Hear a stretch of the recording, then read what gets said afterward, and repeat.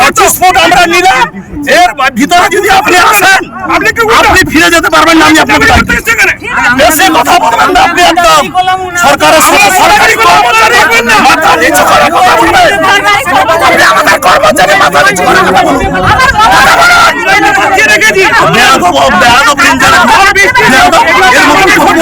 জানোয়ার কত বড়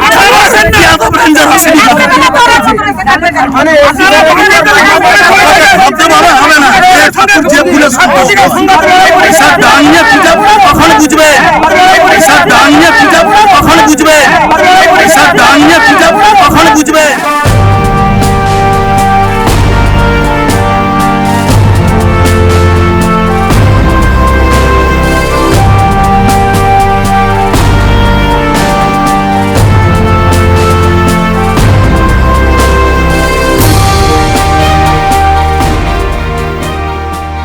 ফের বিতর্কে মন্ত্রী অখিল গিরি। তাজপুরে সমুদ্র সৈকতের ধারে বেআইনিভাবে নিজেদের লোককে বসাতে চাইছেন তিনি, কিন্তু তা সরাতে গিয়েই বাধাপ্রাপ্ত বন দফতর। অবৈধ নির্মাণ বন্ধ করতে বন দফতরে বাধা দিলে ছুটে আসেন রামনগরের বিধায়ক অখিল গিরি। তিনি আবার কারা দফতরের মন্ত্রীও। তিনি সরাসরি বচসায় জড়িয়ে পড়েন ফরেস্ট অফিসার মৌমিতা সাউয়ের সঙ্গে। স্যার আমি ডিউটি করছি বলে তুলে নেবেন? আপনাকে ডিউটি এখান থেকে না স্যার, নাইট ডিউটি করেছে আমার স্টাফ।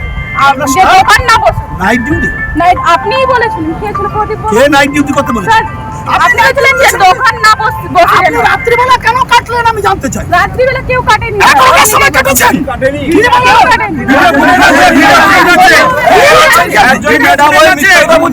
হ্যাঁ ঠিক আছে, আর তোমরা রাত্রিবেলা যে বসিয়েছো আমি বারণ করে গেছি, তাও বসিয়েছে দোকান। রেড করতে পারলেন না। আমি তো বললাম বসবো, আমি বসবো,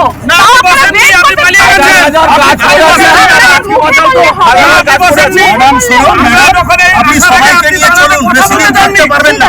আপনার আয়ু 7 দিন 10 দিন। আমি আপনাকে বলছি যে বিট অফিসার আমি জানি ফরেস্টের কি কাজ হয়, কত বড় দুর্নীতি আমরা সব জানি। আমার জানি বিট অফিসারের বিরুদ্ধে কি আছে আমি জানি পাবলিকের।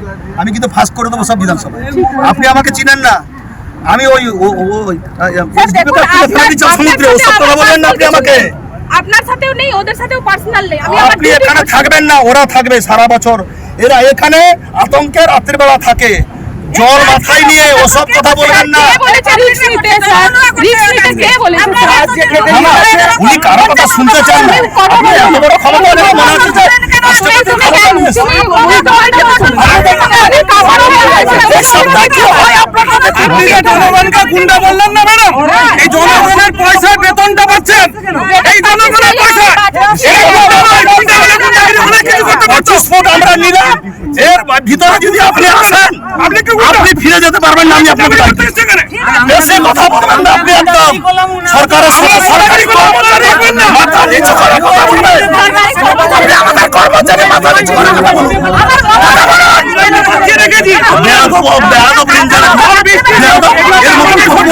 জানোয়ার কত বড়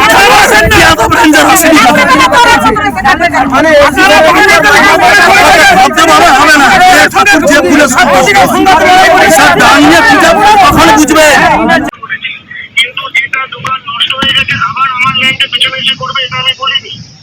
না না না আপনি না না না না না না না না না না না ডিএফও সাহেব, আপনি আপনি না না না আপনি ভুল শুনেছেন। আমি আপনাকে প্রথম বলেছি দোকানের সামনে বেড়া করবেন না। আপনি বললেন আমি কোন দোকানের সামনে বেড়া করছি না। দোকান করে নতুন করে দোকান আমাদের সমুদ্র, আমি বলছেন দোকানের সামনে বেড়া করবেন না। সেই দোকান 22টা দোকান সমুদ্রের ধারে, সেটা জলের তলায় চলে যাচ্ছে। সেটা 10 ফুট পিছানোর কথা হয়েছিল, আপনার সাথে কথা হয়েছিল। তাহলে সেইটাই আপনি বুঝেননি। আমি বলেছি 10 ফুট পিছিয়ে আসবে, তারপর আবার আমরা পাথর পড়লে আমরা লেগে যাব। আপনাকে বলেছি 10 ফুট পিছাবো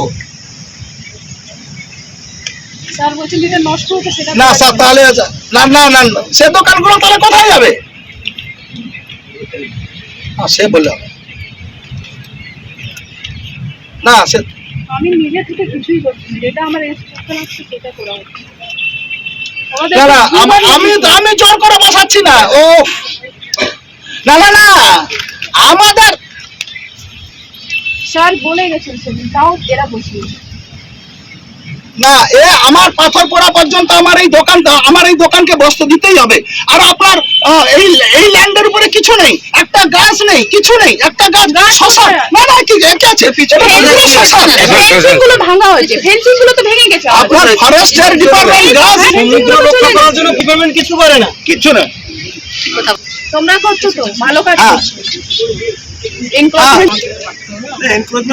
তোমাদের বাড়ি সেটা আপনি বলুন। আমি দোকান যে দোকানগুলো তোলায় চলে যাচ্ছে সে বসবে, আবার পাথর ঢোকান চলে যাবে। ফুট বলতে স্যার বলে দিন। আপনি ফুট বলুন। না না না না নয়, ওরা তো নষ্ট হয়ে গেছে তো দোকান। না না আবার আমি এন্ড করে আপনাকে আমি এপ্লিকেশন দিয়ে আপনি বলতে পারেন বা নতুন দোকান 15 বছরের দোকান ভেঙে চলে গেছে, আপনার ল্যান্ড আপনি বসতে দিবেন না। আপনি শঙ্করপুরে দোতলা ঘর করেছে, আগে শঙ্করপুরে ফরেস্টের ল্যান্ডের উপরে দোতলা ঘর করেছে, ভাঙুন ওখানে।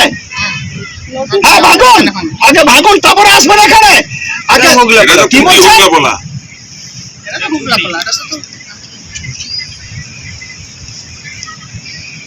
হ্যাঁ হ্যাঁ বলে দিন, হ্যাঁ বলে দিন, হ্যাঁ বলে দিন আগে। না না বেশ, আমি ঠিক করছি, আমি যেটা বলছি ঠিকই বলছি। আরে ফরেস্ট আমি বলছি আপনাকে, হ্যাঁ আমি বসাবো, বসিয়ে দেবো আজকেই, আমি বসাবোই। আমার লোকেরা খেতে পাচ্ছে না, আপনি ল্যান্ড নিয়ে আপনি মাথায় তুলে নাচবেন। ল্যান্ড ভেঙে চলে যাচ্ছে, একটা পাথর ফেলে। হ্যাঁ আমি বসিয়ে দিচ্ছি, জনগণের সেবা করবি না। হ্যাঁ হ্যাঁ আমি বসাচ্ছি, আপনার লোকে চলে যেতে বলুন। সরকারি কাজে কিভাবে বাধা দেন মন্ত্রী, নিজেই আবার পরে সাংবাদিকদের যুক্তিও দেন। দোকানগুলো ভাঙাইছে, রাত্রে আগুন লাগানো হয়েছে। না আগুন লাগানো হয়েছে কিনা আমি জানি না, তবে রাত 11টার সময় ফরেস্ট অফিসারের কিছু লোক এখানে বাংলোতে লুকিয়ে ছিল। সেদিনকে খুব প্রাকৃতিক দুর্যোগ ছিল, গ্রামের লোকেরা ঘরের মধ্যে ছিল, দোকানদাররা। এখানে সমুদ্রের বাঁধ ভেঙেছে, কিছুটা মেরামত হয়েছে, আবার কিছুটা মেরামত বাকি আছে। যেখানে মেরামত বাকি আছে সেই জায়গায় দোকানগুলো ছিল, সেই দোকানগুলো জলের তলায় চলে যাবার আশঙ্কায় ওরা কিছুটা দোকান পিছিয়ে এসেছিল। সেখানে ফরেস্টের লোকেরা রেঞ্জার, এখানে একটা রেঞ্জার এসছে, সেই রেঞ্জার 11টার সময় রাতের বেলা যখন সবাই ঘরে আছে তখন করাত দিয়ে বাঁশ কেটে এই সমস্ত দোকান আজকে তুলে ভেঙে দিয়েছে, সমস্ত দোকান ভেঙে দিয়েছে। তাই আমরা বললাম যে এই ভেঙে দিলেন কেন রাত্রিবেলা, সকালবেলা একটা আলোচনা করতে পারতেন। তা ডিএফও কে বললাম যে আমাদের পিছনে 20 ফুট 10 ফুট 15 ফুট জায়গা দিতে হবে, এই জায়গাগুলো সরে আসবে, আবার যখন সমুদ্রের বাঁধ মেরামত হবে ওরা তার নিজের জায়গায় চলে যাবে। কথা শুনতে চায়নি, এতগুলো লোকের কে উচ্ছেদ করছে, এতগুলো লোককে আজকে বেকার করে দেওয়ার চেষ্টা করছে। তার জন্য আজকে আমি এখানে এসেছিলাম।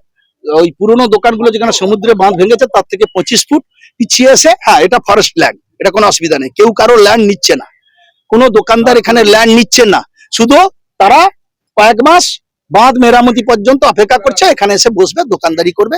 এখানে যেহেতু পর্যটন কেন্দ্র, সমুদ্রের ধারে বহু পর্যটক আসে, এখানে কিছু রুজি রোজগার করার জন্য তারা বসেছিল।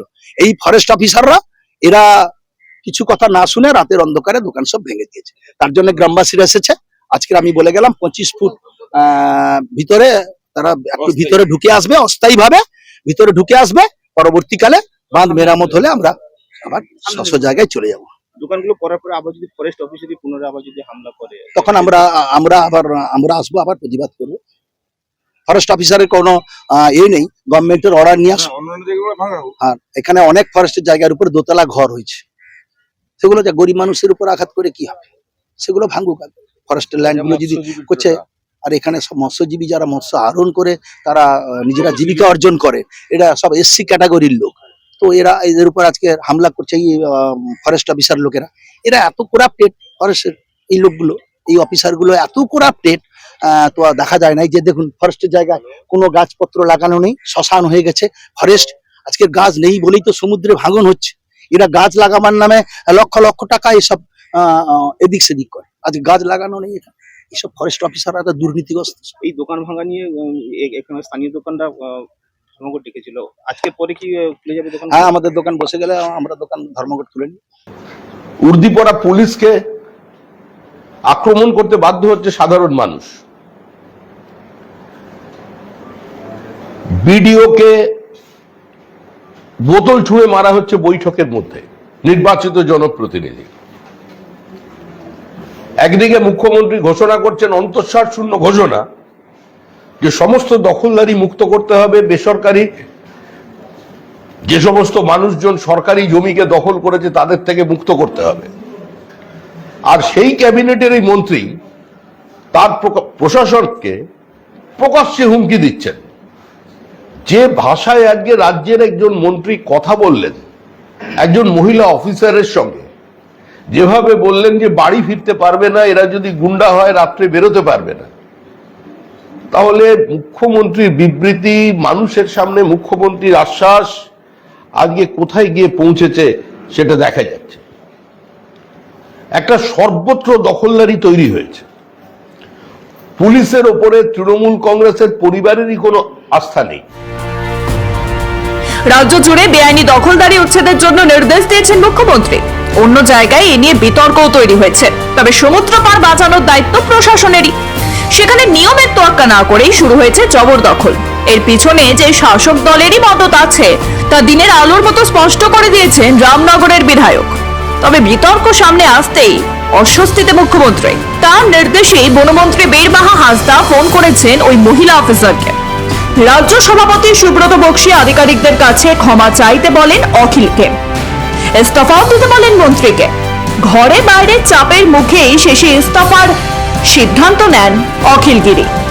ব্যুরো রিপোর্ট, মাধ্যম।